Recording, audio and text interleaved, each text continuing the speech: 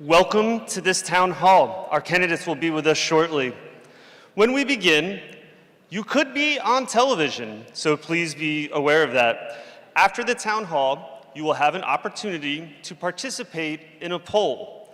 There will be a QR code that will be shown on these big screens that you can scan and answer questions. After the town hall, you are welcome to stay to listen to our post-town hall analysis on Bloomberg Television. We thank you very much for being here. We hope you enjoy the town hall. Thank you.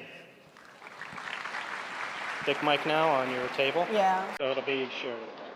Why do I feel like I'm hearing, am I? At the end of this year,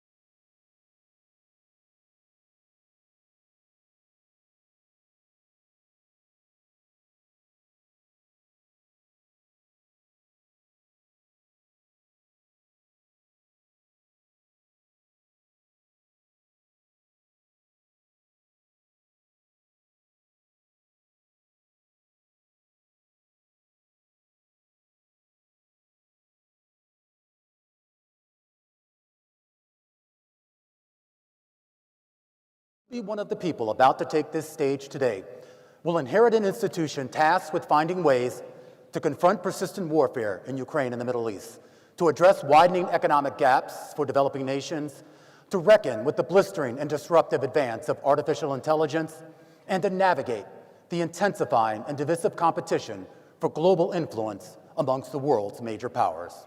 Yet, the UN's mission extends beyond responding to crises. Every day it works to promote peace and security, advance sustainable development, defend human rights, and deliver humanitarian assistance to millions of people around the world. The next Secretary General will take office at a moment when global challenges are becoming more interconnected, even as international cooperation is becoming more difficult. The Secretary General commands no armies. It writes no laws. The office, it depends on diplomacy, persuasion, and the ability to bring together 193 member states to find common ground on the world's most pressing challenges. You will hear directly from 6 candidates seeking to become the next Secretary General of the United Nations. They will share their vision for leading one of the world's most historic institutions into a future of profound change. Please welcome the candidates. Michelle Bachelet.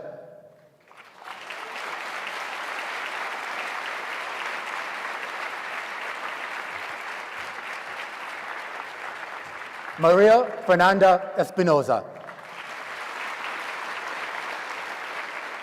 Rafael Mariano Grossi. Rebecca Greenspan, Carolyn Rodriguez Burkett, Macky Sall. Welcome to all the candidates.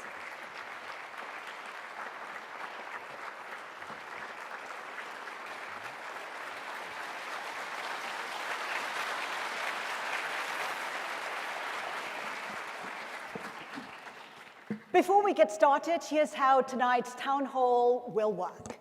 Over the next 90 minutes, we'll discuss a range of issues facing the United Nations and the international community. Each of our candidates will have the same opportunity to address the audience and to respond to questions. The town hall will include opening statements from each candidate, followed by questions from Bloomberg. We will also take queries from the audience, which includes delegates from member states, representatives from non-governmental organizations, as well as UN staff members. Now, to ensure fairness, speaking will be done in a way that is actually tracked for each candidate. All of the answers will be in English. However, for candidate Macky Sall, the answers will be in French, and you will hear a translator. The candidates can see a clock to let them know how much time they have for their answer. A yellow light will signal when they have 15 seconds left, and a red light will signal when time has expired. After that, we'll ask the candidate to wrap up, and if they do not wrap up quickly, unfortunately, the microphone will be cut off. If we, the moderators, judge that a candidate did not answer the question, we reserve the right to follow up. Our goal tonight is straightforward: give each candidate the opportunity to share their priorities and vision for the future of the United Nations.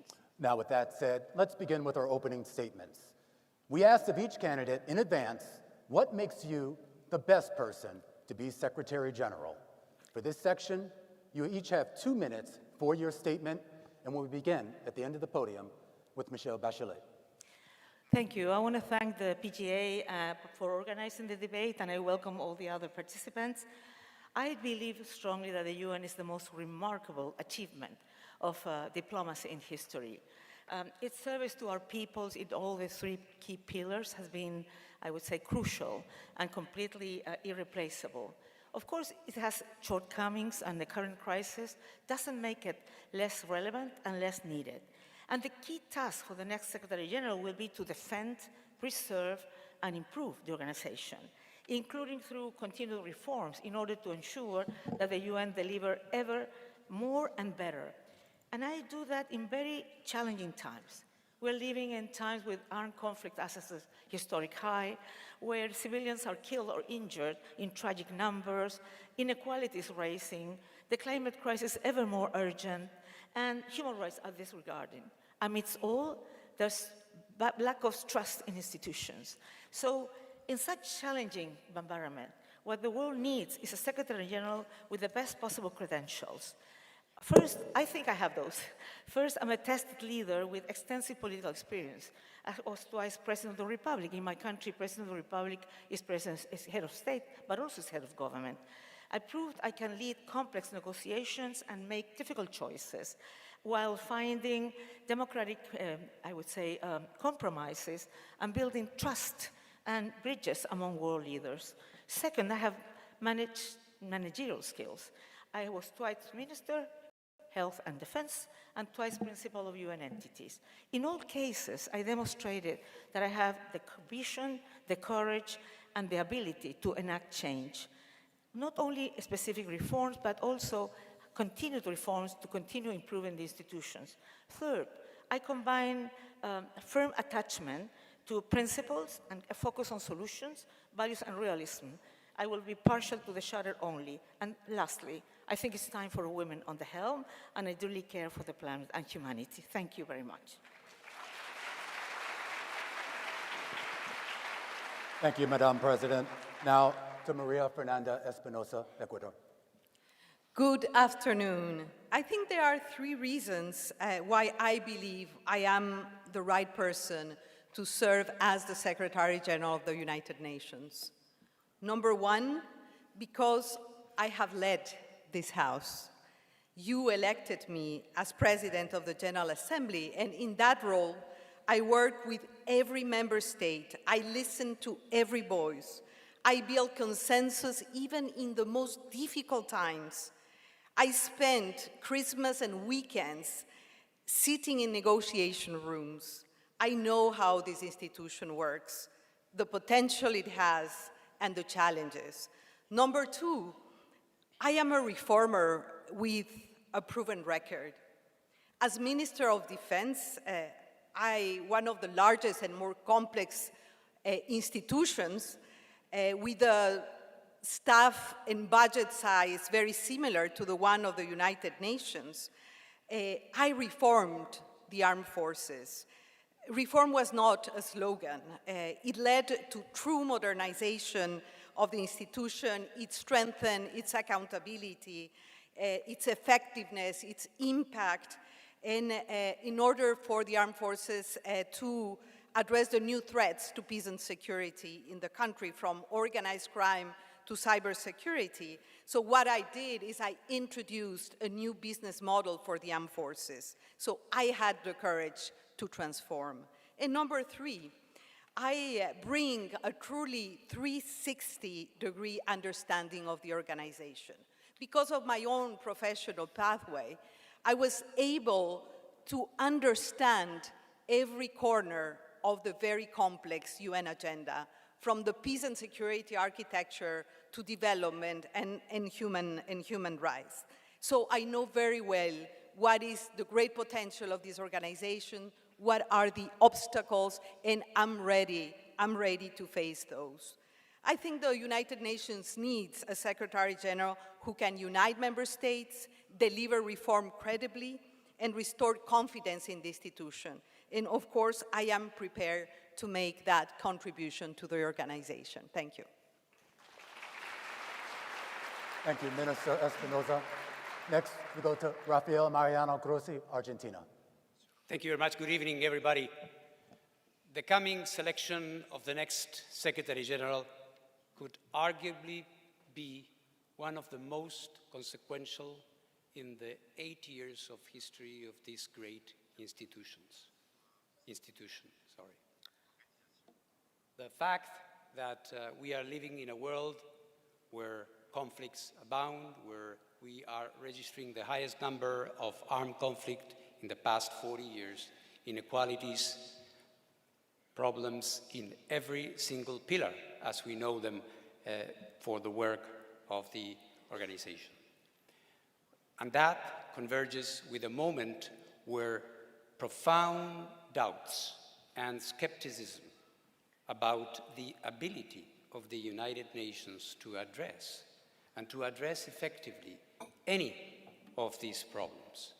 We see, and it's hard to see, that the UN is absent from the resolution of the most serious conflicts that we are going through. And we also see that we are not performing at the level we should be in other areas. But multilateralism, nuclear weapons, nuclear safety, and we, through the IAEA, have been able to act, and to act effectively in theaters of war, to talk to leaders who are fighting with each other, and be accepted as an interlocutor. This is what the UN must recover. This is what is at stake now. Thank you, Director General Rossi. Now to Rebecca Greenspan, Costa Rica. Madam President, Excellencies, dear candidates, I am running because what we do here in this hall matters for people struggling to be free from want, from illness, and from fear. Because we, nations large and small, can uphold the Charter as our anchor in a turbulent world. Because we see drones cross boundaries that troops never did. Because we see the price of bread rise due to conflict far away. And because people are losing trust in the capacity of this organization to deliver peace in a more dangerous, more complex world. I am running to give them real solutions and honest answers. Excellencies, it is for the Security Council and member states to decide who is the best person to lead this task. But here is what I bring. I bring integrity, impartiality, and transparency. I've led organizations in and out the UN.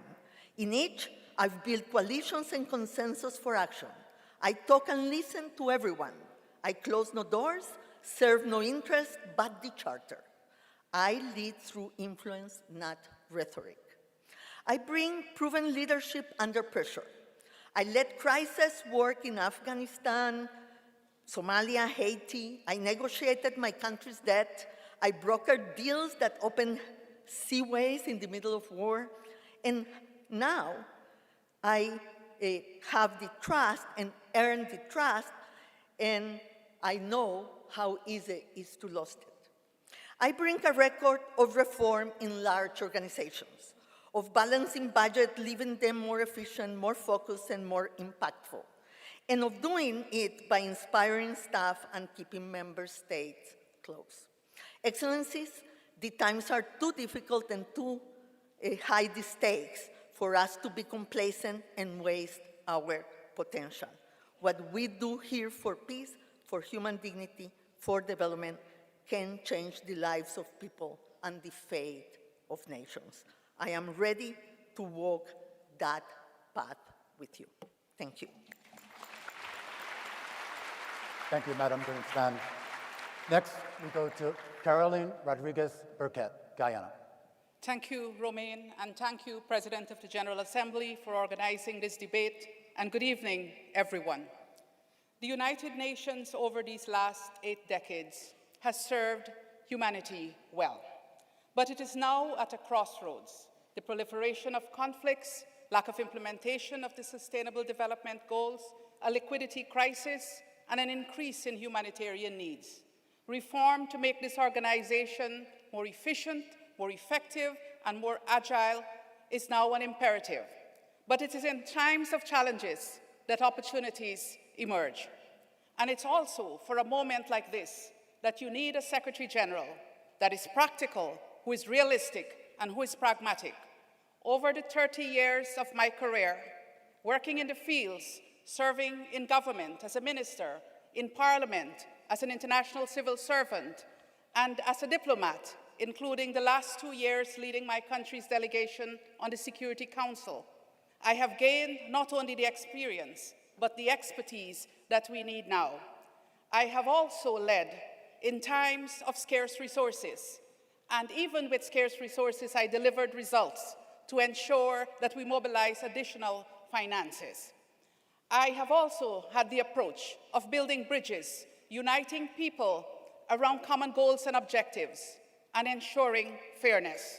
These are the attributes that I believe we need in the next Secretary General, and this is why I have put forward myself, so that we can work together to make the UN fit for purpose for now and for the future. Thank you. Thank you, Ambassador Rodriguez-Burkett. And next, and finally, we go to Mr. Macky Sall, Senegal. Thank you very much. What I wish to offer is added value based on experience. First, I bring national experience as a former head of state, built over nearly 40 years of public service. I have learned to listen, dialogue, and take difficult decisions. Second, I bring regional experience, including as chairperson of ECOWAS. This taught me how to manage crises in complex and political situations. Third, I bring continental experience through my chairmanship of the African Union and NEPAD. These responsibilities allowed me to address Africa's major challenges, including peace and security, human rights, and development.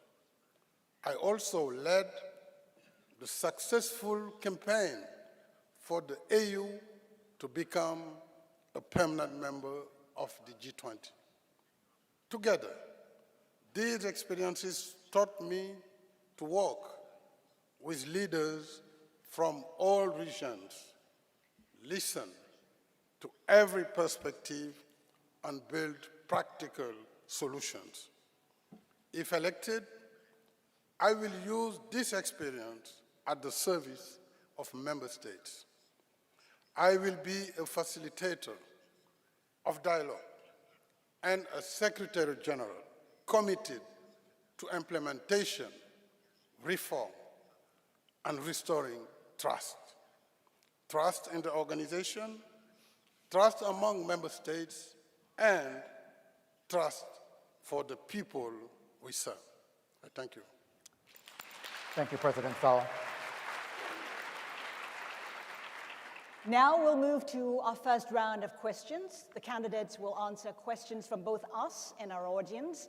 Each candidate will have 1 minute to respond and will rotate who answers first based on a random drawing conducted before tonight's event. In our first section, it actually focuses on crisis and conflict. The United Nations, as we know, was founded to help maintain international peace and security. But as we speak, there remains unresolved conflicts in Gaza and in Iran, long-running humanitarian crises in Sudan and in Haiti.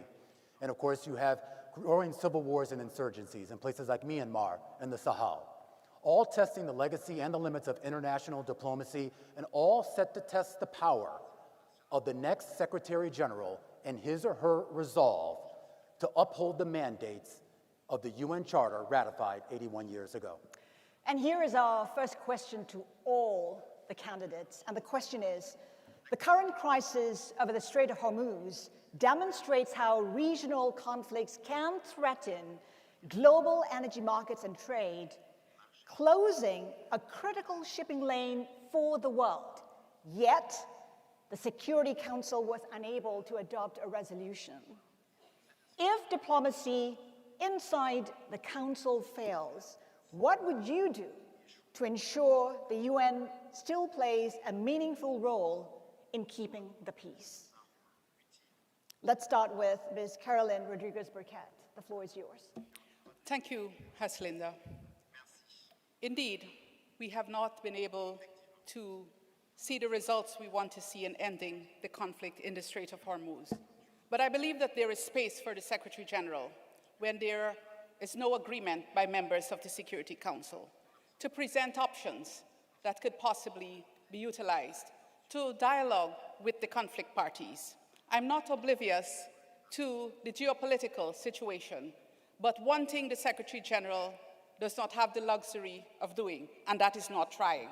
The Secretary General must try, and I would be that Secretary General that would try, whether it is in Iran or in Haiti or in Sudan or in the DRC, to put those proposals to the Security Council if the tools at my disposal as Secretary General are not good enough? Thank you. Thank you. Mr. Macky Sall. Merci beaucoup. Vous l'avez rappelé. As you reminded us, there are many different crises, and the UN is not at the heart of negotiations on them. Sometimes the organization is on the sidelines. On the Strait of Hormuz and on many great crises, we need more than ever a Security Council that functions in line with the provisions of the UN Charter. Because in reality, global security, peace and stability is something that is incumbent on the Security Council, and the lack of trust between the members today, particularly between the permanent members, is that means that crises go on without solutions being found. As Secretary General, the added value I could bring is to speak to everyone, even at times of difficult tension, and create the necessary corridors of dialogue so that our goal to keep the world safe be one that is carried by this organization. So to be in dialogue with everyone, speak to everyone, build bridges of communication. Thank you. Rebecca Greenspan. Thank you. The blockade of the Security Council is when the job of the Secretary General starts, because precisely is to open the possibilities for agreement, the job of the Secretary General. I was in a very similar situation when we brokered the agreement in the Black Sea initiative, precisely for the grain and the cereals be able to be traded and for prices in the world markets to drop and for people around the world not to suffer the consequences of the regional conflict. And we can do the same in the Strait of Hormuz. We should have engaged very early on with all the actors to try to open up, at least for the benefit of the people that are suffering far away from the situation in the Strait of Hormuz that is affecting everybody. Michelle Bachelet. Well, I think that, first of all, the Secretary General should try to prevent and anticipate these things from happening. By the way, they cannot be prevented. Of course, he has to use all the tools that the UN Charter gives them. Good officers, has to maintain bridges with parties in dispute, insist on the peaceful settlements of disputes. It can mediate, send special envoys, etc., etc. Sit together with member states, with the regional grouping, and see what else can we all together produce a positive effect. It's not easy, but I think the most important thing is that the Secretary General cannot give up. He has to insist and try and see different strategies and help member states to identify different strategies so peace can be brought to the people. At the same time, he has to ensure that the organization provides humanitarian assistance and support victims of those conflicts so we have no lives lost. Rafael Mariano Grossi. The metric of the success of the Security Council in a world like the one we are having is certainly not the amount of resolutions that can be adopted. We all assume that there is fragmentation, so the absence of an agreed resolution, one could say, is the most predictable outcome of these situations. Today, by coincidence, today, in this House, the Security Council was meeting, and they were discussing preventive diplomacy, conflict resolution, and of course, the issue of Chapter 6, Article 33, the Charter, all these things that are being mentioned. The issue, then, is not that we do not agree that the Secretary General has a role to play in those circumstances. The issue is to have the Secretary General that is really able to do that, to be impartial. Impartiality is one of the most difficult traits of the job of the Secretary General, which is not indifference, it is having the ability to put forward concrete solutions, to listen, not to condemn, to be there to solve a problem. Maria Fernanda Espinosa. Well, I think the conflict that you described shows us the current nature of conflicts. They are regional, they have spillover effects, and I think that the UN should mobilize the muscle of the UN to look at the spillover effects and support countries that are sometimes thousands of miles away because of the increase in energy prices, in food prices, the disruption of supply chains. So that is a role for the Secretary General. And the second role is, as my colleagues have stated clearly, persistence, being an honest broker, not just claim that you are impartial, but be perceived as an impartial, honest broker by the member states. There is always space for the Secretary General to operate as an honest broker. And of course, a Secretary General has to be persistent and physically present where she is needed. Ms. Espinosa, we thank you so much for that. Now, staying in the area of crisis and conflict, we have a separate question for each candidate. Again, the order is based on a random drawing. This is the first question, and it goes to Michelle Bachelet. Gaza has tested the limits of UN influence. The organization can document suffering and call for action, but it cannot compel the parties to change course. As Secretary General, what would you do when UN influence collapses like for Gaza and moral authority is not enough? Well, I believe moral authority is always needed. And you always need to speak out on the issues where violation of human rights have been, or where the violation of international law and humanitarian law is there. But of course, you have to insist on finding ways to put people together, to identify strategies that maybe are not perfect, but you can convince parties to go after that. So I think the Secretary General needs to be always open to possibilities, needs to be working with member states to identify in which way the Secretary General and the Secretariat can support the discussion that will be inside the member state. But also I feel you have not discussed that, but I think the General Assembly can also play an important role. Unity for Peace has been an important possibility when the Security Council has been deadlocked. So I think the Secretary General has to find all the possible options to try to make a difference. I just want to follow up, Ms. Bachelet. I mean, you built your career on moral authority. But when it comes to Gaza, obviously moral authority didn't work. It needed action. In your view, what's the mechanism, what tool could you use to change the outcome?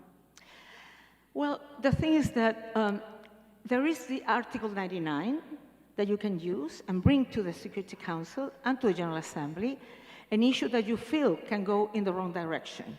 But it depends on the moment and the context, because if you're talking about something that is already there, the Article 99 won't be the best.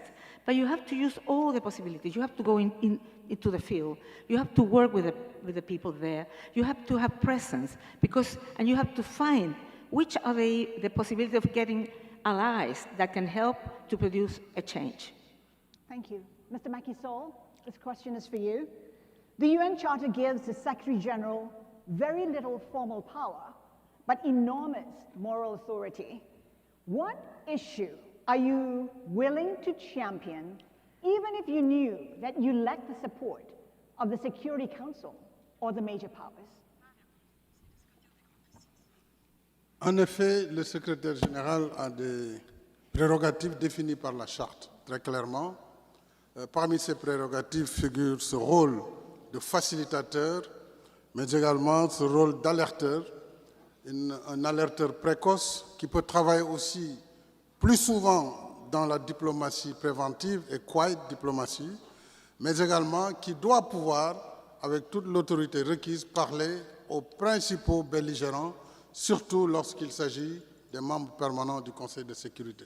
Et c'est là où le travail est le plus difficile, mais je crois que l'impartialité du secrétaire général, sa responsabilité de conduire l'organisation avec la confiance des États membres doit l'amener à être ce bâtisseur constant de ponts entre les pays et de création de la confiance qui nous permet d'assumer notre rôle historique. Parce que les leaders de nos pays ne doivent pas détruire l'organisation. Au contraire, ils ont chacun une ambition que l'ONU doit continuer à jouer le rôle qu'il a toujours joué, et ça a été un rôle très important depuis la fin de la Seconde Guerre mondiale. Cette génération actuelle de dirigeants doit travailler la main dans la main et dans la confiance pour que le monde soit meilleur et que la paix soit la plus partagée possible. Let me just follow up. Mr. Saul, you talk about building trust. You have 30 seconds to answer the question. How do you do that exactly? J'ai été président du Sénégal pendant 12 ans. J'ai dirigé l'Union africaine. Je me rappelle, après le déclenchement de la guerre en Ukraine, j'ai été amené à devoir aller rencontrer le président Poutine. Tout le monde n'était pas d'accord, puisque c'était un moment où il y avait énormément de tensions. Mais justement, puisque je représentais un continent d'1,5 milliard d'habitants qui vivait des conséquences sur le blocage du port d'Odessa, sur l'absence de facilité de commerce sur les engrais pour les pays africains, il fallait donc, malgré cette tension, aller à Sochi, mais aussi aller à Kiev. Donc il faut que le contact soit en permanence établi, quelles que soient les tensions, et c'est ça le rôle impartial que le secrétaire général doit jouer pour rétablir la confiance entre les membres. Thank you, Mr. Saul. Caroline Rodriguez-Burkett. The Security Council is increasingly paralyzed by vetoes. As Secretary General, how would you make it effective when its most powerful body cannot act?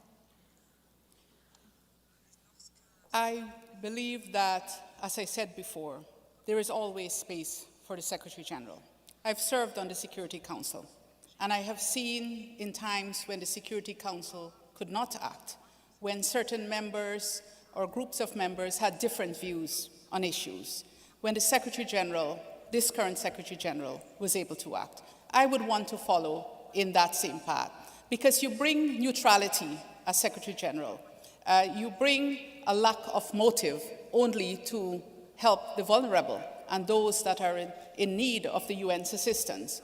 And so I think I would capitalize on that neutrality, capitalize on the tools at my disposal, but also on the footprint that the UN has on the ground, that we could receive all the information that we need to make certain proposals to the Security Council.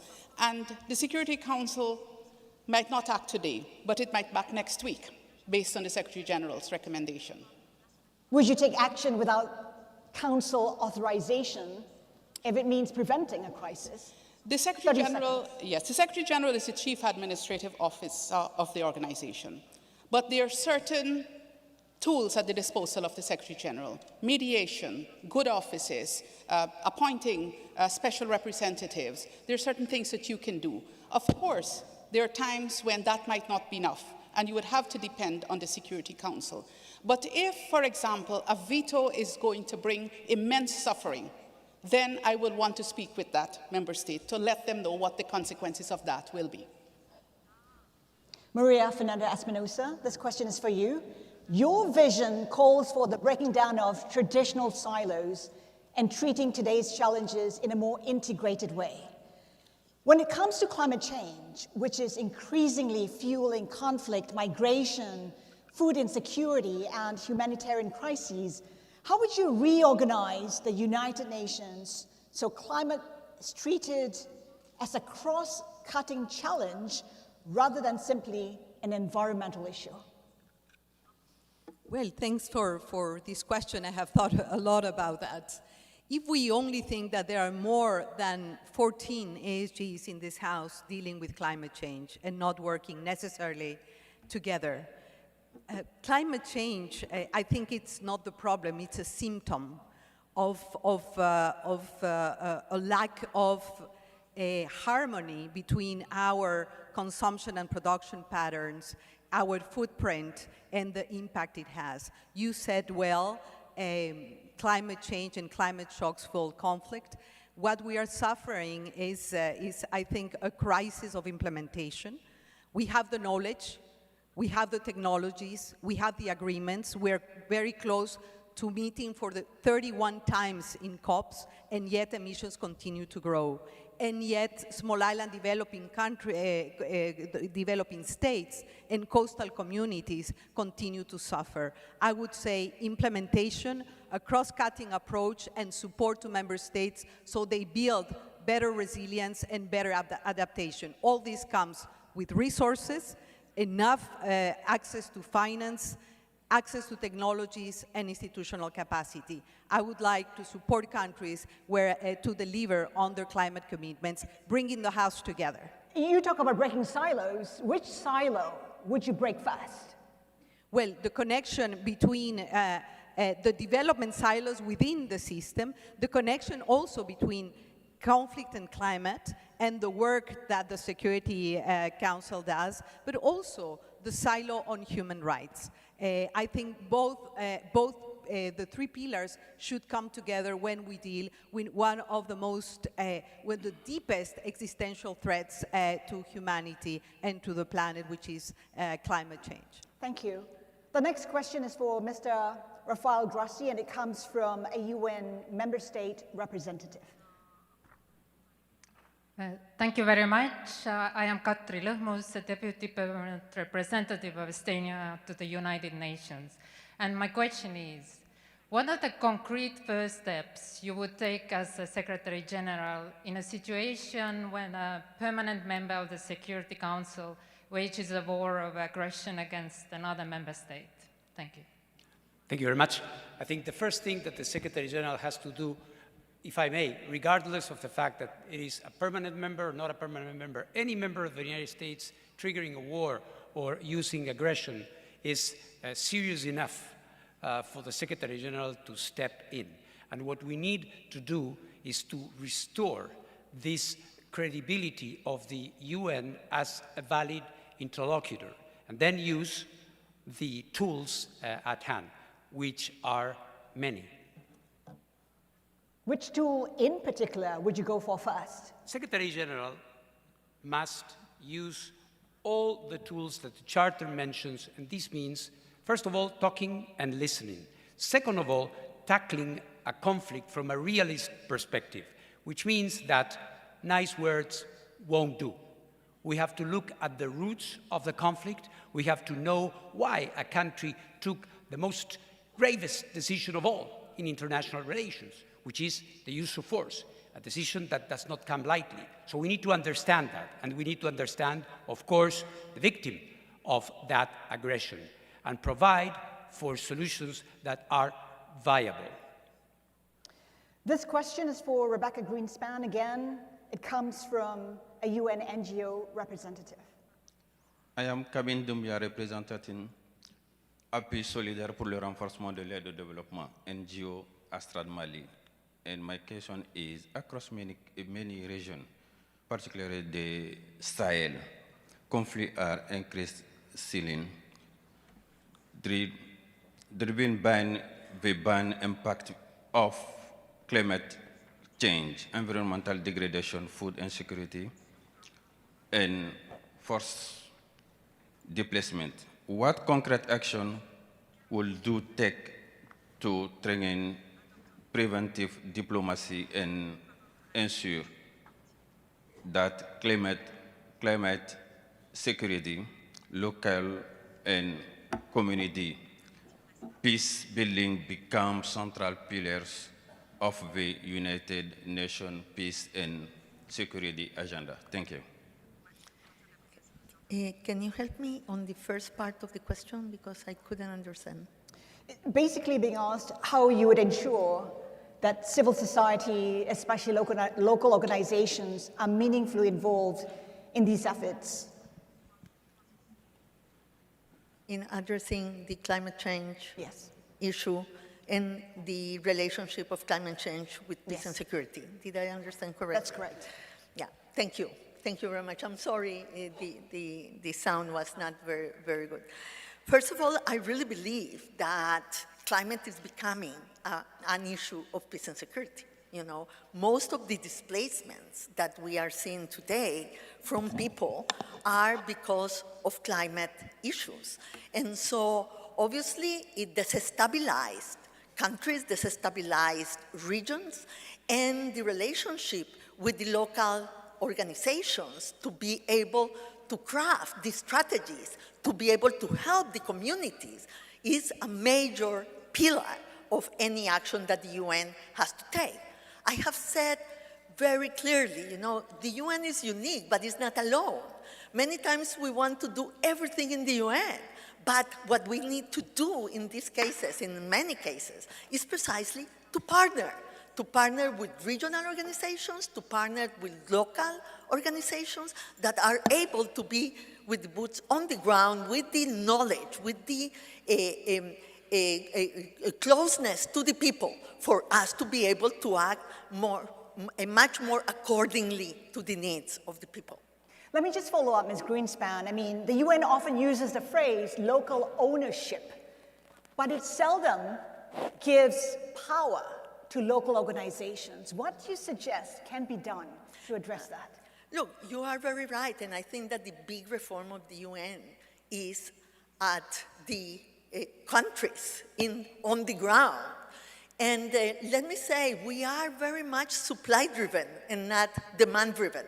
And to be demand-driven, we need to empower also our people on the ground without, you know, headquarters always trying to be like a wall between the ground and the member states. So let's do the reform on the ground for the UN to act as one and partner with the organizations on the ground, the ownership of the country, but also the ownership of the civil society, so we can together face the challenges that are so big and so important, so complex, that will need the action of all of us. Thank you, Ms. Greenspan. All right, let's get right to our second section now on UN reform and leadership. Because whether the United Nations actually succeeds in advancing peace and security, sustainable development, human rights, all of that ultimately depends on the strength of the institution itself.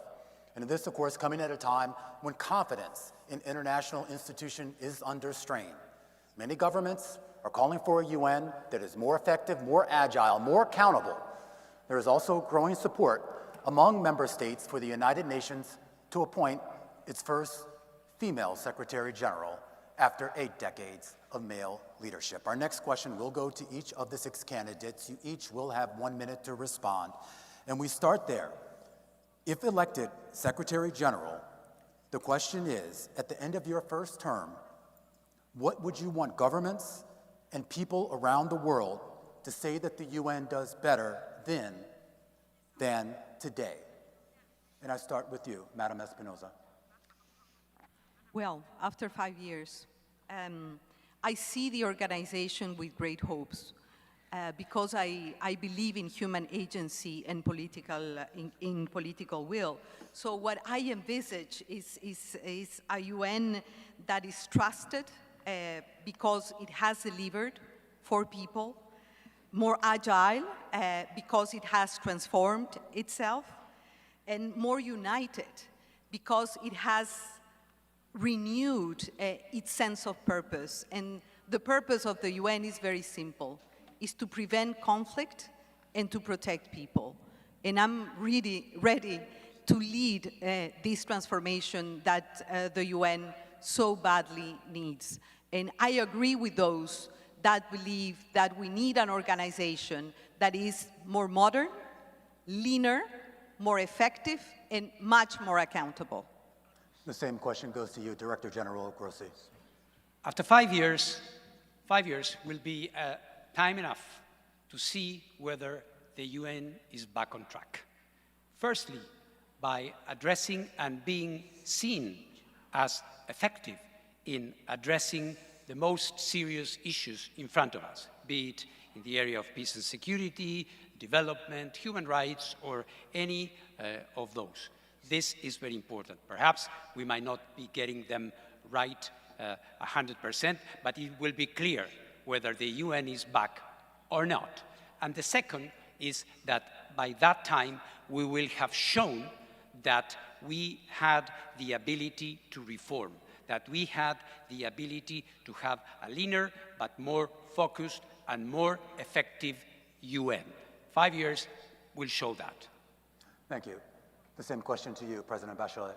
Well, I also believe that people will trust I hope that after 5 years, people will trust the UN.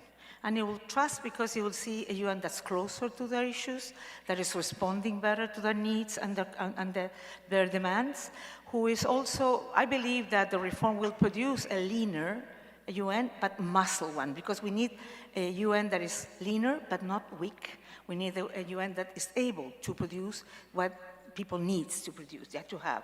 I believe in a UN that could be closer to the states, and they feel that the Secretary General and the UN represents truly the 193 member states, and that everybody can have a voice that will be heard.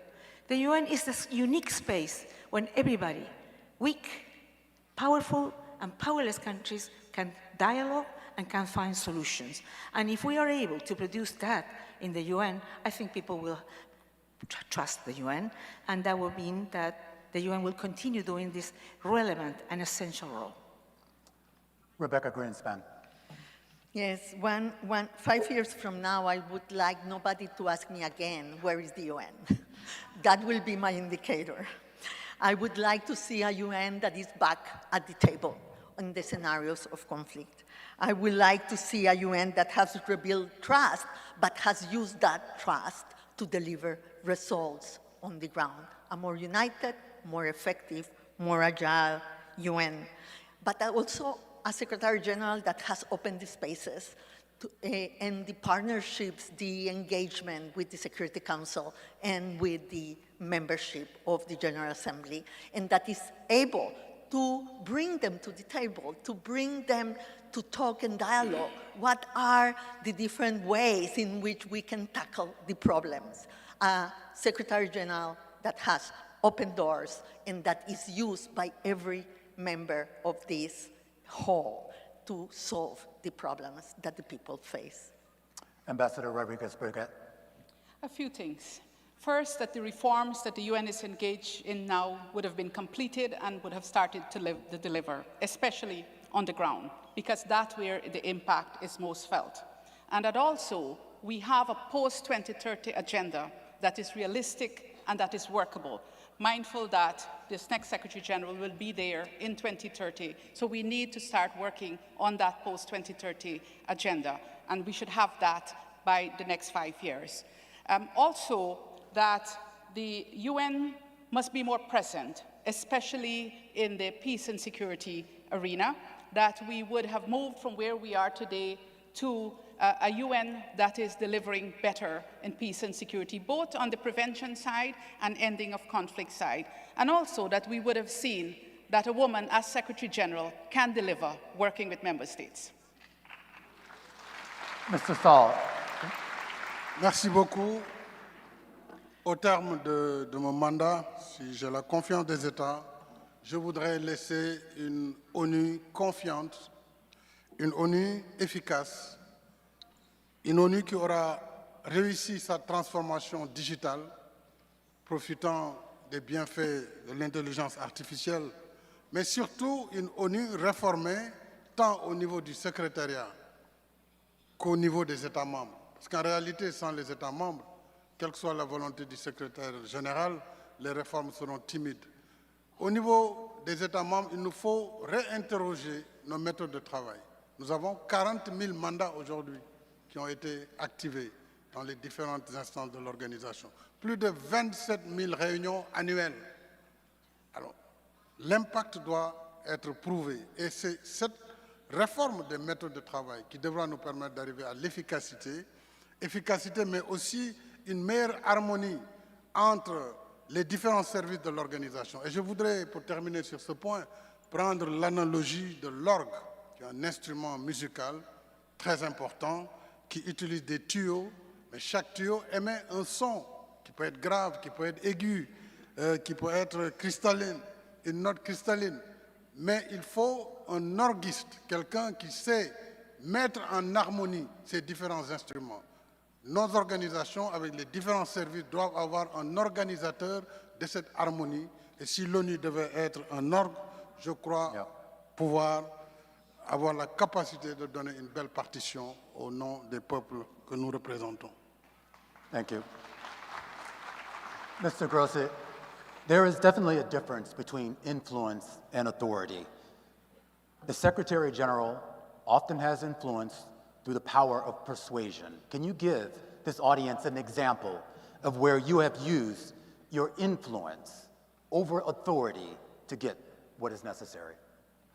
Well, I think it's clear that so far, and I say so far, because there is an ongoing war there, but we have been able, the IEA, to establish the only independent multilateral presence in a theater of war to prevent a nuclear accident with radiological consequences at the Zaporizhzhia nuclear power plant, where our inspectors are now deployed, established.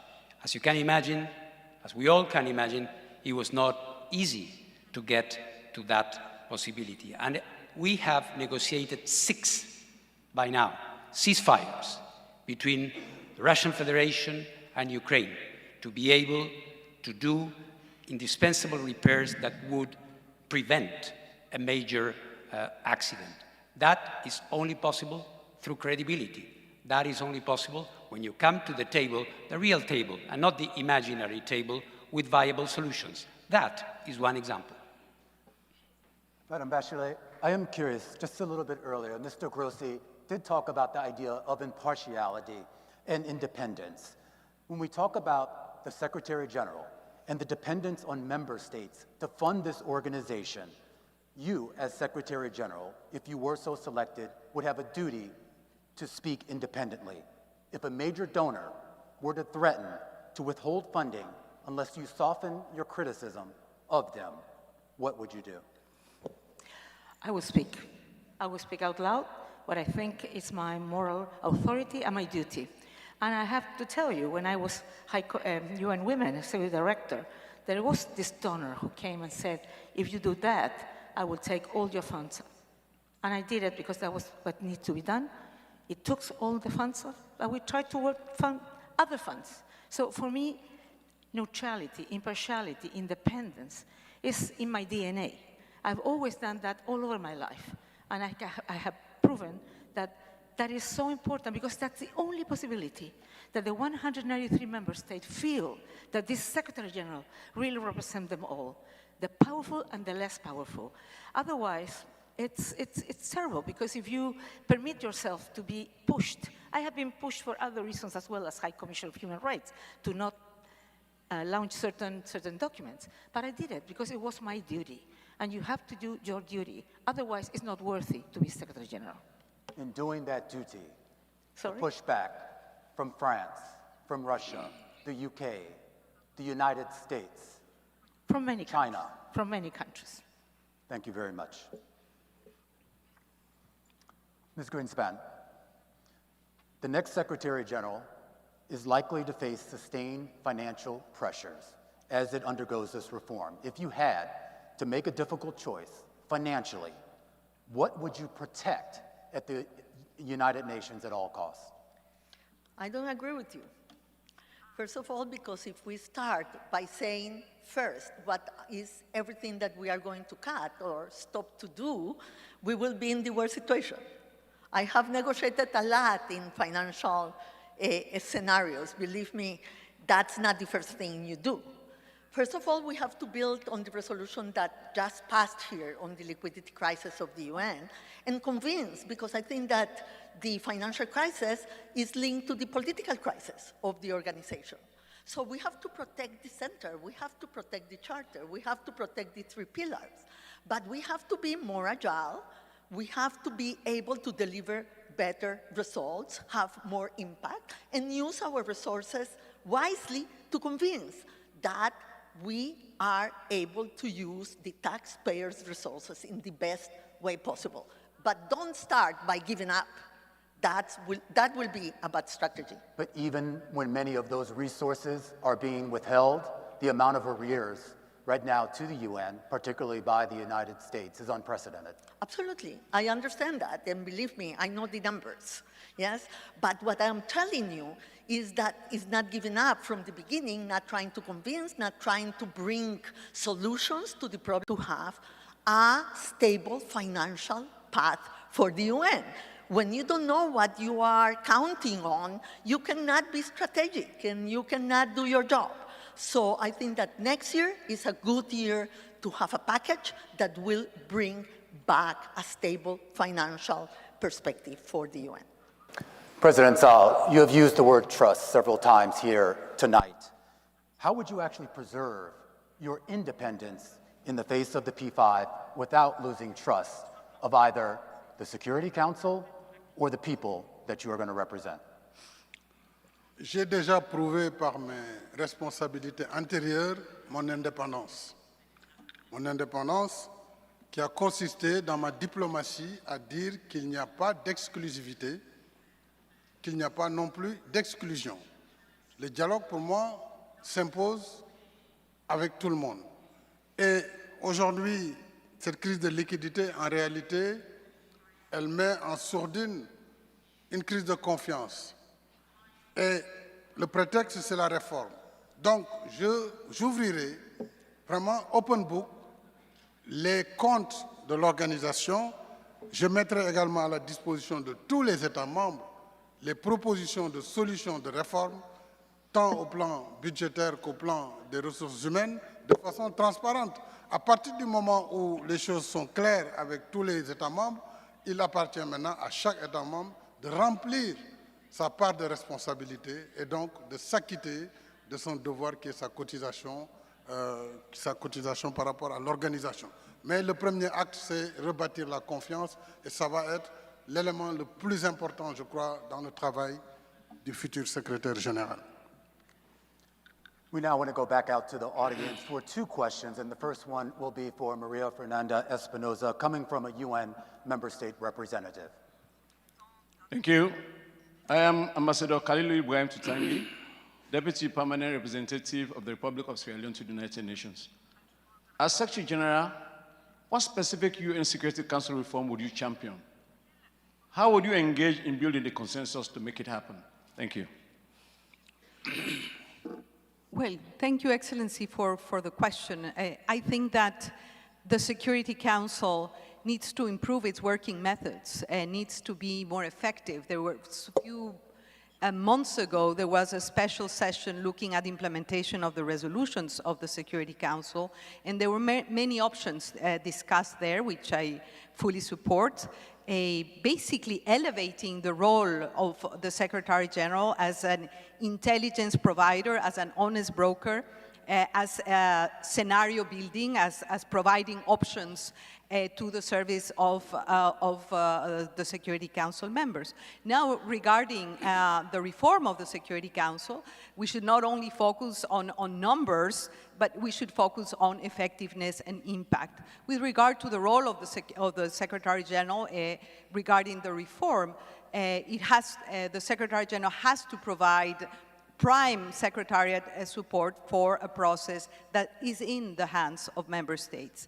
I led, as President of the General Assembly, the IGN work, the intergovernmental negotiations on Security Council reform, which have been going on for a long time, and I think it's a debt that the system has. It's mandated also by the Pact of the Future. The role of the Secretary General should be to provide all the Secretariat support, encourage member states, but of course the reform process is entirely in the hands of member states. Would you support adding a sixth permanent member to the Security Council, particularly from Africa? There is no role for the Secretary General to support any particular position. There are many positions regarding the composition of the Security Council. My role would be to provide the advice, the Secretariat support, and if called and requested, operate as an honest broker within the House and among the members of the Security Council. Our next audience question will go to Caroline Rodriguez Burkett, and it's coming from a member of the UN staff. Good evening. My name is Feng Qi, and I work at the UN Secretariat here in New York. My question for you is, should you select it as the next Secretary General, how would you approach UN reform to strengthen staff morale, to improve managerial efficiency, and to ensure accountability across all levels of the organization? Thank you. Thank you for your question, and thank you for your work as a staff of the United Nations. First of all, we have already started in the Secretariat the reform to make it more efficient and more effective. And as Secretary General, I will continue that work to make, using technology, for example, to make it more effective. But a Secretary General is as strong as the team around her, and an organization is as strong as the people who work for it. And what I've heard in my consultations with member states, they would like to see the staff of the Secretariat look like the world it represents. And so certainly looking at the unrepresented and underrepresented countries will be a priority. I understand that change brings trepidation, and as we go through this reform, that will be very much present there. But I hope that I can be a motivator as well of staff as we work to deliver better. Thank you, Ambassador. Now we'll turn to our final section, Global Challenges and Opportunities. The defining challenges of the next decade, artificial intelligence, climate change, pandemics, migration, and economic fragmentation are reshaping the world faster than governments and international institutions can adapt. They transcend borders, blur the boundaries between peace and security, sustainable development, and human rights, and require new forms of international cooperation. Our final opening question is for all candidates. Each will have 1 minute to respond. The United Nations was created to bring governments together. Today, many of the world's most consequential decisions are not made by governments, but by private companies.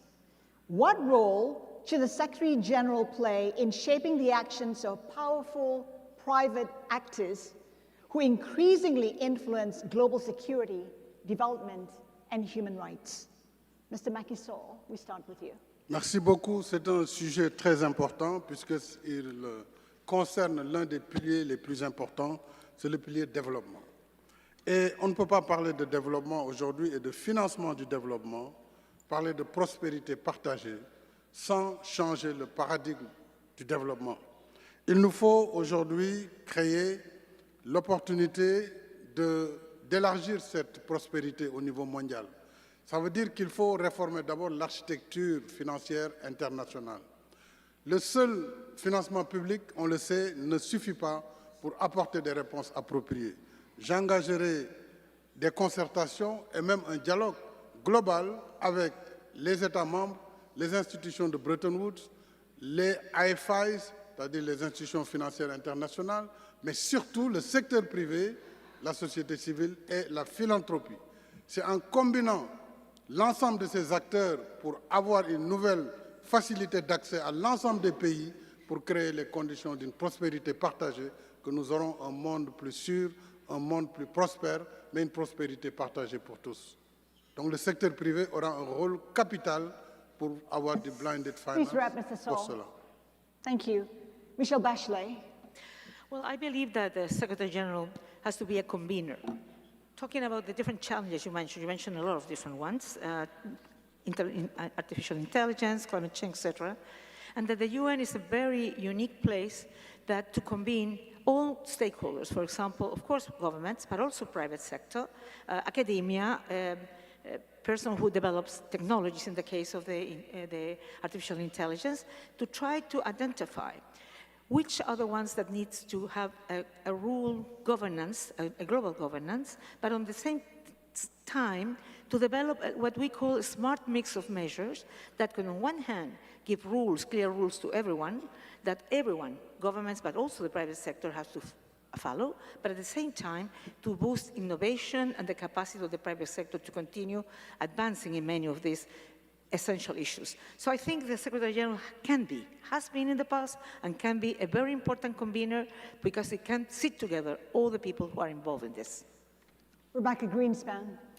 Yes, thank you. I think that this is a very good question to refer to what many call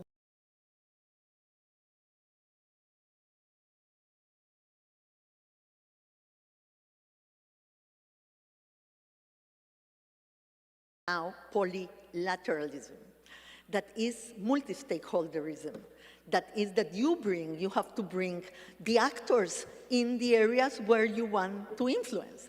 And we need those that understand the technology, we need the science, but we need the private sector. And I think that we in the UN can use much more AI and much more new technologies to make us more efficient. And we can use it also in the scenarios of crisis to protect women, for example, with technology in many of the crisis areas where women are suffering. So I think that this idea of polylateralism in the issues of technology and AI is very handy, is right, because we need to bring all the actors. Civil society has to be there because there are issues of human rights, there are issues of regulation, and the science that is now being convened by the Secretary General in the UN, I think that is a very important step forward in that direction. Carolyn Rodriguez-Burkett. I agree with former President Sall on the issue of development financing and how we could work with the international financial institutions. Ideally, it would be good if we have UN reform moving parallel with the reform of the financial institutions, but that might be too ambitious. But even if we can have small movements, incremental movements with the IFIs that are systemic and that will bring concessional financing, for example, to a large number of member states, especially developing member states, I think that will make things better for a lot of our people in the world. But I also want to speak about AI, because I believe that AI can be a force for good. But young people are concerned that AI will take their jobs, will kill their creativity. And so this UN, the wisdom of the 193, I believe, can come together to have an AI governance framework that can balance innovation and not stifle creativity, and at the same time, the concerns of our people. Maria Fernanda-Espinosa. Well, I think the UN and the Secretary General is equipped to convene, to partner, to advocate, and that's exactly what we need in the world of today. You asked about the role of the private sector, and I think this is absolutely critical, because that's where we see innovation, we see jobs, we see resources, and that's what developing countries need right now. They need investment, they need access to capital, they need technologies, they need opportunity, and that's exactly what the UN should help provide. I would also like to refer to the importance of artificial intelligence. There is a revolution happening in front of our eyes, and we have seen the UN already convene a few days ago in Geneva. The UN being a convener, but ensuring that AI is used for good, and that the source code of all the new technologies is human dignity. So we should share the opportunities, but also share the risk and work on them together. The UN is very well positioned on that. And again— Please wrap it up, Ms. Espinosa. Excuse me? Please wrap it up. Oh, well, I was going to say that we need to come to grips on how to better integrate the power of the private sector to work together hand in hand with the UN. This is very important, understanding, of course, very clearly that this organization is an intergovernmental organization. The same goes for civil society. Rafael Mariano Grossi. Self-evidence of what the question has, the role of the private sector, must be understood in the UN, and apart from general assertions, we must see where we need to understand that. Of course, in the area of development, this is quite clear. Official development assistance is diminishing at dramatic pace, and we need to recognize that. We need to recognize how we do development assistance in a way that will allow capital investment, enabling measures to set foot and to allow this role of the private sector to be really efficient. So that requires an understanding that certain top-down approaches, sometimes ideological approaches, are not working. In the area which has been recognized by my colleagues here, here of artificial intelligence coming from a technical organization like the IAEA. We are very much aware of that. Here, neither starry-eyed optimism nor unjustified fears, just the right approach, which is not a top-down thing. Yes, the UN is looking at it, but some others are doing it. Just a few days ago, a new international organization has been set up to deal with that. So this means, Mr. Grossi, please wrap it up. This means that there are different approaches. Thank you. Now, staying in the area of global challenges and opportunities, we have a separate question for each candidate. Ms. Greenspan, we'll start with you, and it's on trade. Trade is increasingly being shaped by geopolitics rather than economics. Tariffs, export controls, and shifting supply chains are becoming tools of national security. What role should the Secretary General play in preventing economic fragmentation from becoming a source of global instability? Thank you very much. Let me start to say from the beginning that in a multipolar world, if we don't have multilateralism, we will walk towards fragmentation. Multipolarity with multilateralism is what will give us the promise of inclusion and prosperity for all. So let's not see this as two different things. They are the same thing. Geoeconomics had a lot of space at the beginning of the century, yes? But now it's true. Geoeconomics and geopolitics are two sides of the same coin. You know that I come from a trade organization. I believe in trade. I believe in trade for small and medium-sized countries to be able to benefit from the global economy. And I think that multilateralism has to be put forward precisely to avoid fragmentation. Fragmentation will happen if multilateralism doesn't step up. Just to follow up very quickly, powerful states weaponize trade. What mechanisms can be put in place to shift that behavior? Well, but let me tell you, if you look at the numbers of trade last year, trade was much more resilient than all of us predicted. And why? Because we have regional trade. Regionalism is back.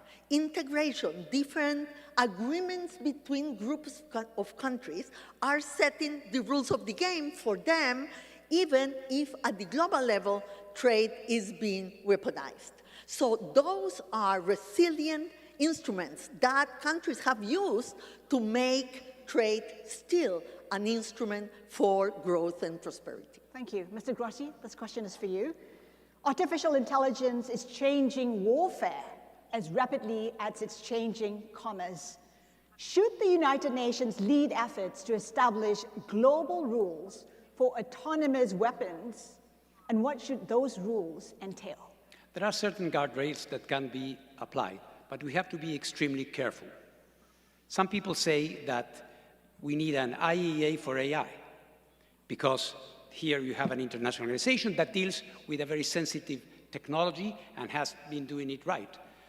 Unfortunately, the algorithmic space, the way in which frontline models are developed in a very diffuse way through different jurisdictions makes it extremely difficult to go for a top-down, over-normative approach on AI.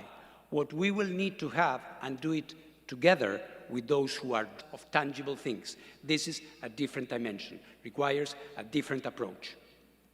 Ms. Rodriguez-Paquette, the question is for you. What is the most important lesson from COVID-19 that the world has yet to act upon? And if another pandemic arises during your first year in office, what would be your first priorities be? Let's not call that into existence at all, because that would be devastating for the world community, especially now when we face severe financial constraints in many of our countries. Many of our countries have not recovered from COVID-19. And if you look at the report on the Sustainable Development Goals, you would see that COVID played a very big part in regressing that development for many states and stifling it in other states. I think we need to be prepared. We must always be prepared. God forbid there will be another pandemic, and we must be prepared for that.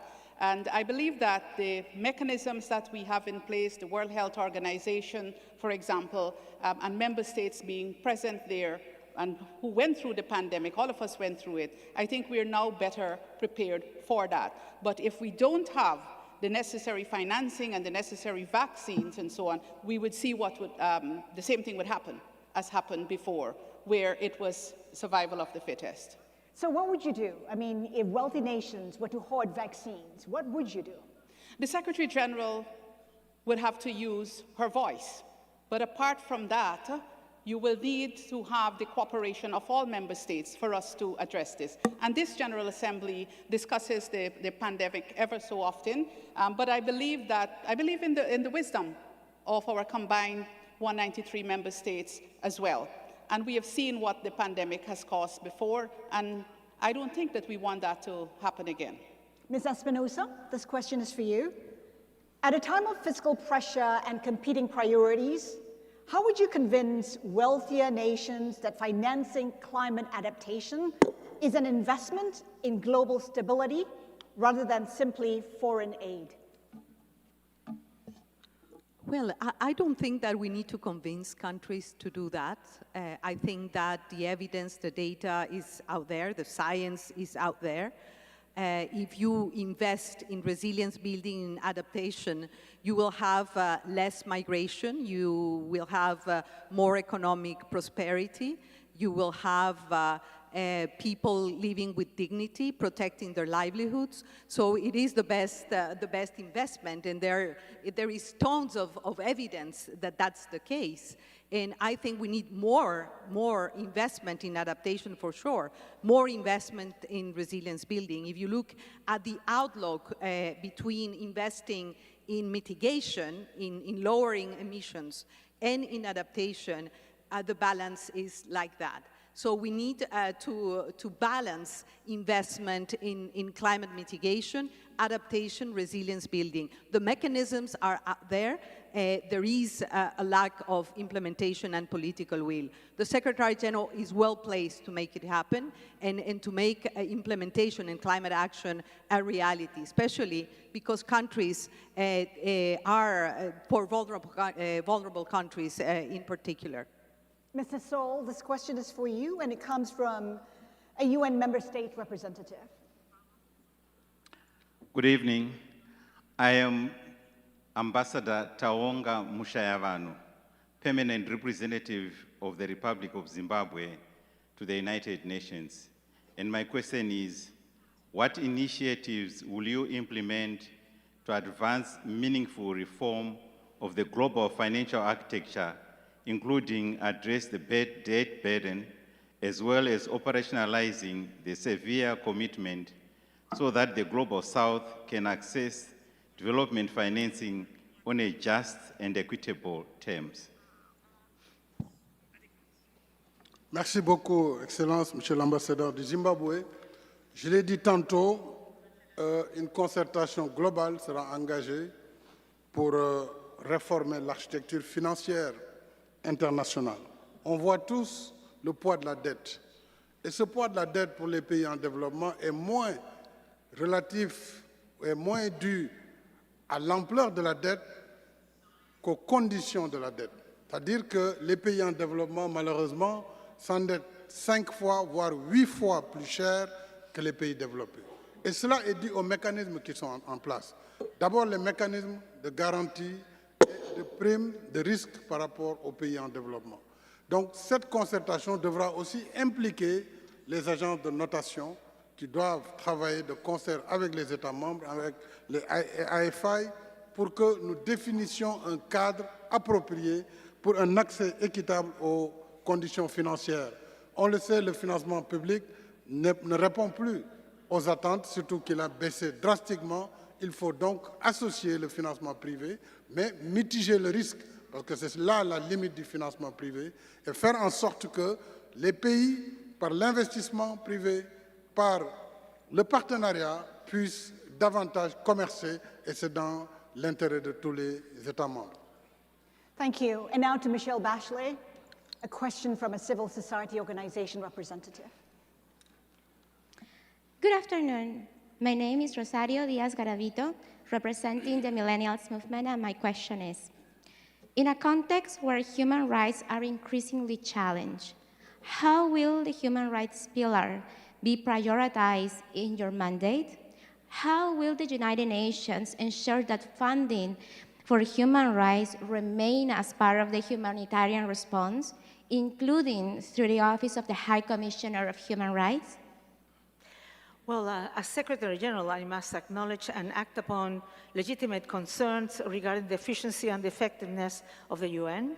As High Commissioner of Human Rights, I have seen firsthand how critical they are for the prevention of conflict. First of all, it's a real important tool on prevention of conflict and also on peace building, but also, I would say, as for the development of member states. And as a Secretary General, I will be ready to speak up with responsibility, but also with robust reason, every time is appropriate, contributing to effective measures and also to end violence and violations. But I will actively seek to demonstrate to all concerned that human rights is crucial for international peace and also for sustainable development. I will ensure stronger coordination, I would say, among different agencies, funds, and programs that do develop human rights work at the ground. The other thing is to work with member states to avoid cuts to an organization that is chronically very ill financed, and also human resources are not big amounts of it. That's only, I believe it's only like 2 or 4% of the budget, of the regular budget that goes to the Office of the High Commissioner. And I will actively engage with leaders everywhere to ensure that we can mobilize voluntary contributions so human rights can be that important key pillar of the UN. Thank you, Ms. Bachelet. Let's move to our final question now, and it does focus on the first words of the UN Charter. We, the peoples. You will each have 1 minute to explain what you see is the greatest threat facing the world's peoples. And I begin with you, Caroline Rodriguez-Burkett. I would say the threat to multilateralism. Multilateralism is the guarantee for our global security and protection, and we have to protect this at all costs. I know that the world out there is looking to see how multilateralism is benefiting the people on the ground. How is it ending conflicts or preventing conflicts? How it is delivering on development? But I also believe that we have an important responsibility, and as Secretary General I would work on this, is to communicate to our populations about the importance of the United Nations and multilateralism. The generation of World War II is not with us anymore, and history has a way of repeating itself if we don't learn from it and if we don't communicate about this. But I think communicating the work of the UN is better when it's also underpinned by action, and action to make changes on the ground, to see development on the ground. And that is what I would do as Secretary General, communicating why the UN exists, why multilateralism is important, but also what actions are being taken by the United Nations to address the global challenges we face today. The same question to you, Mr. Sall. Merci beaucoup. Si nous voulons représenter dignement les peuples et répondre à la promesse de la Charte, nous devons revenir aux fondamentaux de l'organisation, la paix, la sécurité, le développement, les droits humains. Agir efficacement sur ces leviers permet de donner une réponse appropriée à la jeunesse du monde. Je rappelle aujourd'hui, on a près de 4 milliards de jeunes pour lesquels il faut trouver une éducation, une formation, un emploi. Il faut surtout défendre les femmes dans leurs droits, les jeunes filles, dans leur éducation et dans leur statut. Donc, travailler de concert avec l'ensemble des États membres autour de ces priorités doit permettre, à l'issue des prochaines 5 années, de voir que l'ONU est revenue au centre du jeu mondial dans le cadre d'un multilatéralisme rénové au service de l'ensemble des États membres. Mr. Grossi.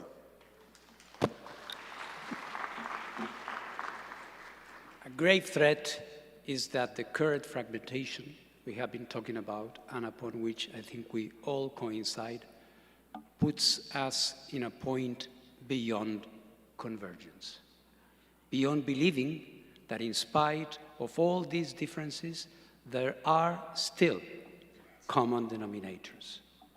That generation 80 years ago had differences, but it understood that to avoid the scourge and the misery that had affected them twice in one generation, they had to do something different. We are in a difficult position now, and it is not impossible that we will reach the point that canceling out each other will be the rule. And for that, there is still one UN. Let's not forget that. Ms. Greenspan. I think that the main challenge for we the people is the belief that might is right, is the weakening of international law and humanitarian law, is the erosion of the belief what founded this organization, that was the great powers thought that they needed restraint. That's why they built an international organization where they will exert restraint, not only power. And we need to bring back that idea to the UN. We need to bring back that idea to the great powers and for the coalitions for multilateralism. A multilateralism coalition, the most stable coalition in the small and medium-sized countries, because we need the law, we need the framework, we need the charter, and we need to bring back to it, to the main initial idea, all the other powers also to be able to stabilize the capacity of the UN to be able to bring peace, development, and human rights. Madam Bachelet.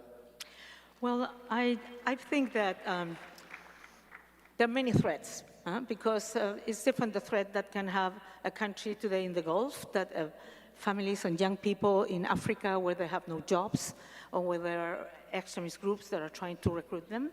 But I believe that the kind of challenges that the world is facing today are global challenges. So nobody's going to solve them themselves. So when there is polarization, fragmentation, intends to weaken the international community, that is really a problem. So that's why, as all of them, as I already said, we need a strong multilateralism. We need a UN that's agile, efficient, effective, transparent, accountable, and that takes in seriously all the different challenges that young people have, that women have, because peace is essential, but there will be no peace and security if there's no development. There will be no peace and security if there are no human rights. We need to work strongly on all of them to be able that people feel that this UN is really responding to what they need. The greatest threat facing the world's people, to you, Maria Fernanda Espinosa. Well, allow me to start with a quote. Elie Wiesel, a Nobel Peace Prize, said that the opposite of love is not hate, it is indifference. And I am afraid of that, of indifference, especially understanding that nearly half of humanity is under 30 today.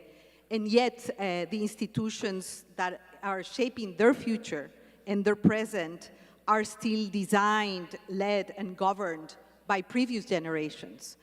And we see that innovators, leading companies, but also the majority of combatants, including non-armed state groups, gangs, are filled with young people that do not see a future. So my other keyword would be trust. We need to regain trust in international law, in the UN Charter, in the role of the UN, in the importance of cooperation and collective action.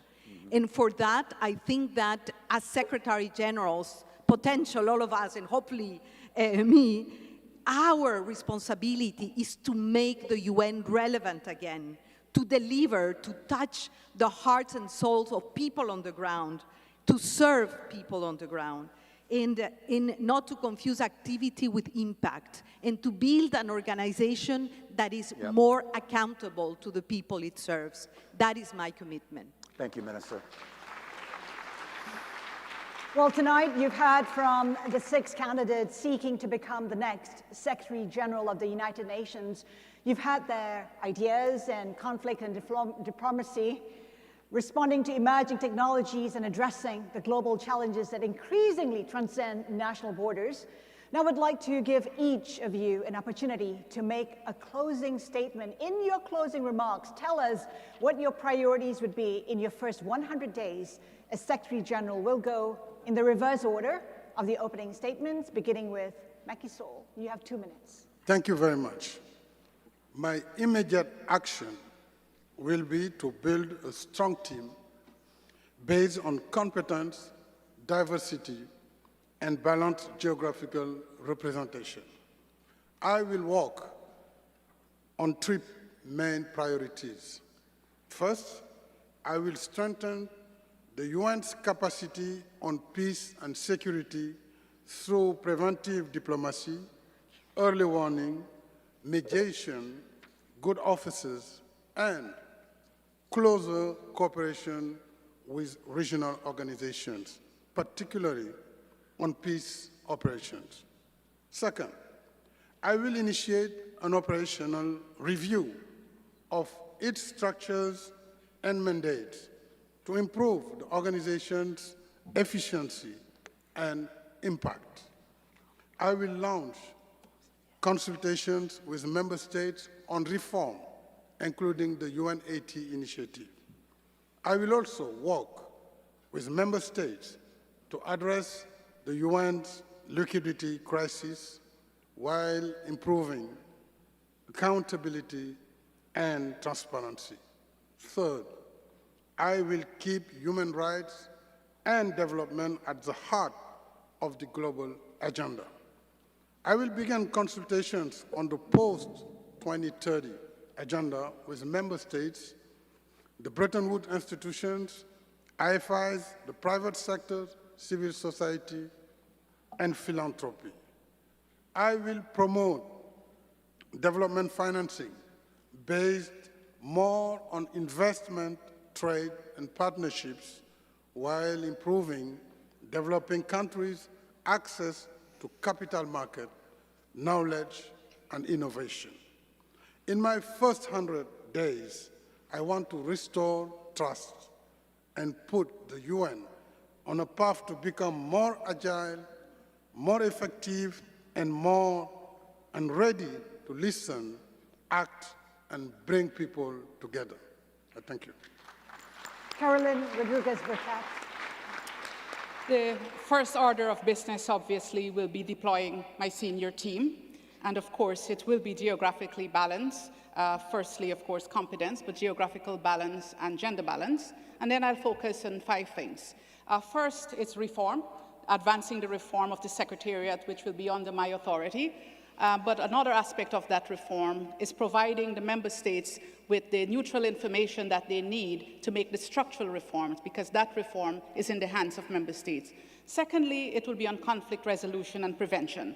And there I would look how the tools at the disposal of the Secretary General, be it mediation or the good offices, can be used or can be better used, and start deploying those. Thirdly, the humanitarian situation.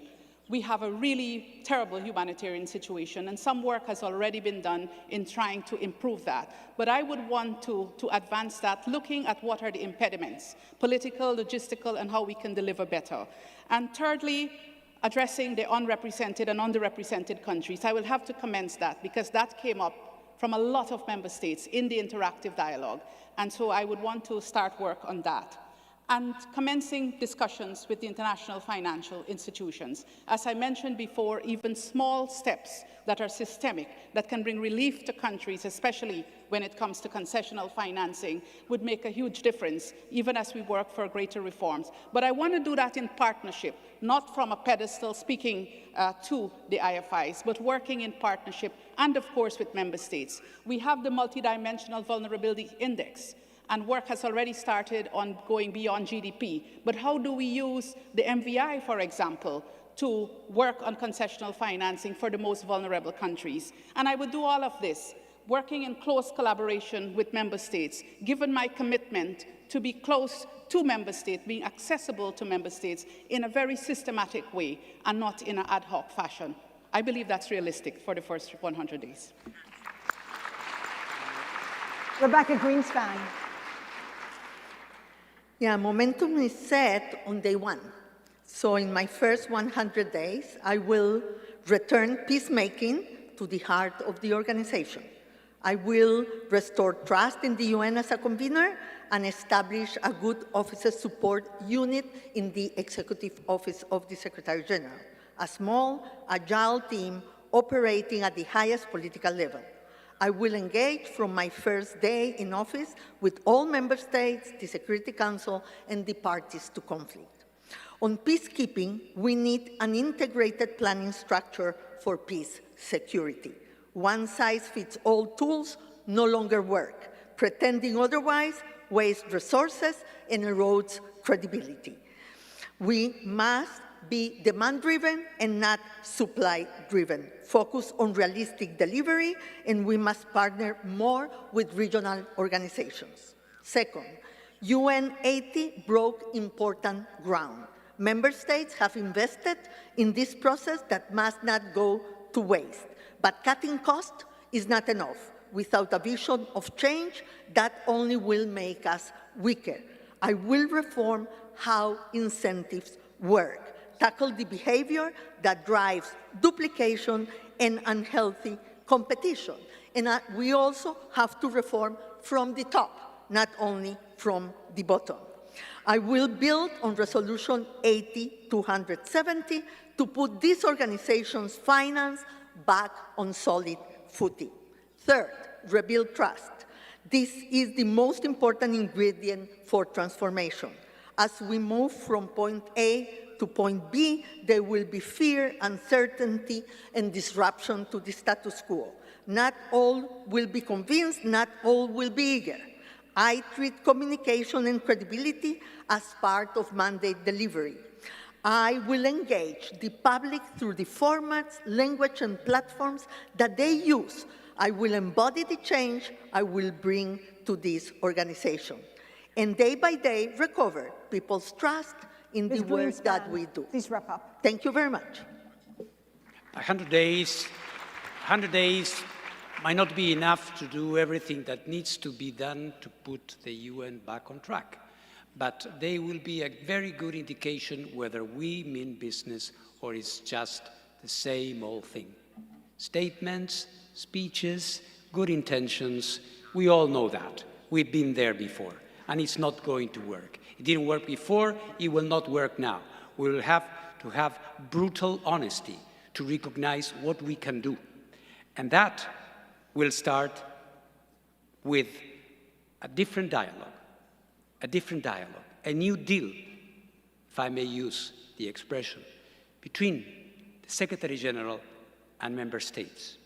A new deal between the Secretary General and the Secretariat and the staff, to talk to them, to listen to them, not to sugarcoat problems, but to take care of them.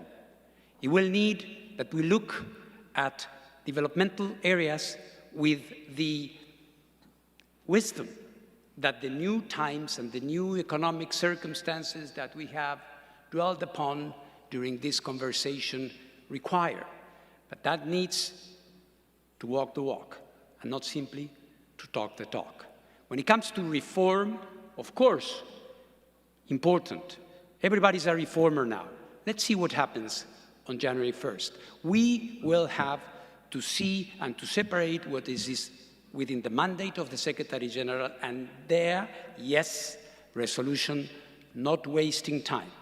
And for what is in the hands of the membership, to have this honest dialogue, to determine what is the level of our ambition. What do we really want to do with the UN? It is perfectly possible. We shouldn't lose hope. A UN that works, although it sounds incredible, is possible. Maria Fernanda Espinosa. Well, just to recall, 100 days is a little more than 3 months, no? and it's hard to be original here, but I have to say that I will work in my first 100 days to recover, to set the foundations better, to recover credibility and trust within the UN system, with member states, and with the people we serve. And basically, let me just speak about 3 issues. Number one, it was already mentioned, but it's obvious. Establish a high-quality cabinet and a reformed executive office based on 3 issues: competence, competence, competence, competence, plus one, which is integrity. And I really, as Secretary General, need to ensure that my decisions are well informed and timely, and that I'm able to advise and inform member states. Number 2, focus on reform implementation and financial stability. Let me reveal something here. Today, 72 member states have not yet paid their dues to the organization. This is, of course, not only a financial issue.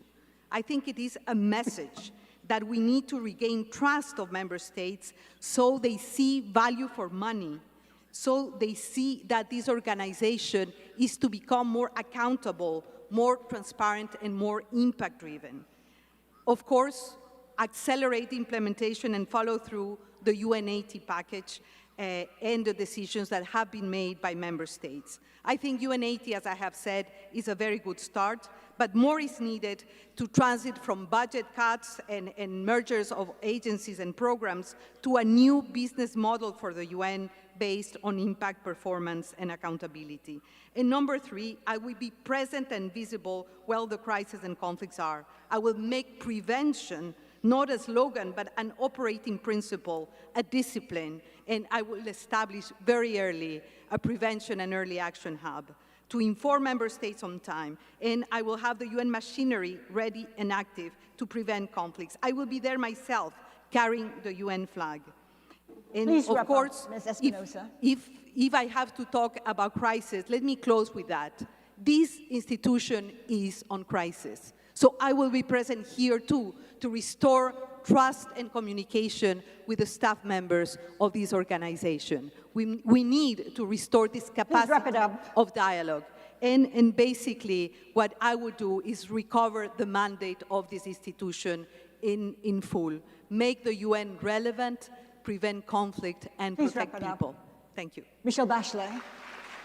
Well, throughout my tenure, my overarching priority will be to be present and active, wherever, whenever, and however I can be of service to the purposes and principles of the Charter of the UN. But I always thought when I was a president that it's good to get objectives for the first period because you focus on that and you can accomplish. So in my first 100 days, I will prioritize and accomplish, appoint key senior management officials on the basis of course, prove competence and integrity, but also we need gender and geographical balance. Personally, and very early on, I want to engage with member states on key management challenges. This means making substantial progress on how to best deepen and accelerate reforms that combine greater efficiencies and effectiveness. The goal will always be to make the UN leaner, but muscled.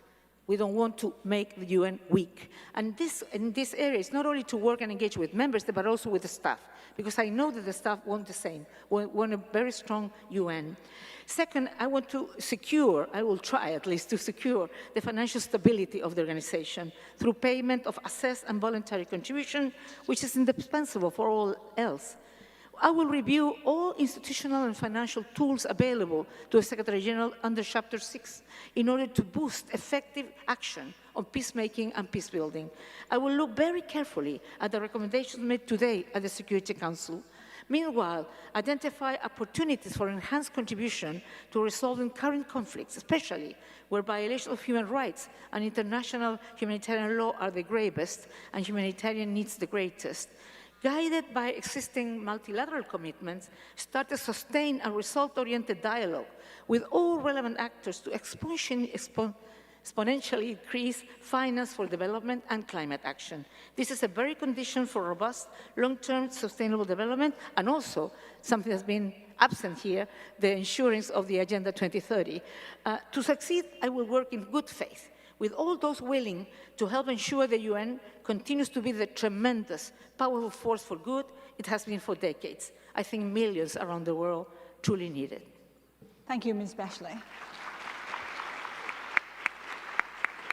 Michelle Bachelet, Maria Fernanda Espinoza, Rafael Mariano Grossi, Rebecca Greenspan, Caroline Rodriguez Burkett, Macky Sall. One of you may be the 10th Secretary General of the United Nations, a Secretary General who will inherit a world more divided, more technologically complex, and yet probably more interconnected than at any point in the UN's 81-year history. But there are going to be a lot of challenges that one of you will have to face as the next leader. And the decisions that the next leader will make over the next several months will have an inordinate impact on the next 81 years of this institution and the ability to be an effective steward for the world's 8 billion people. From all of us at Bloomberg, thank you to the President of the United Nations General Assembly and her team for their partnership in presenting this town hall. And thank you for joining us. Good night.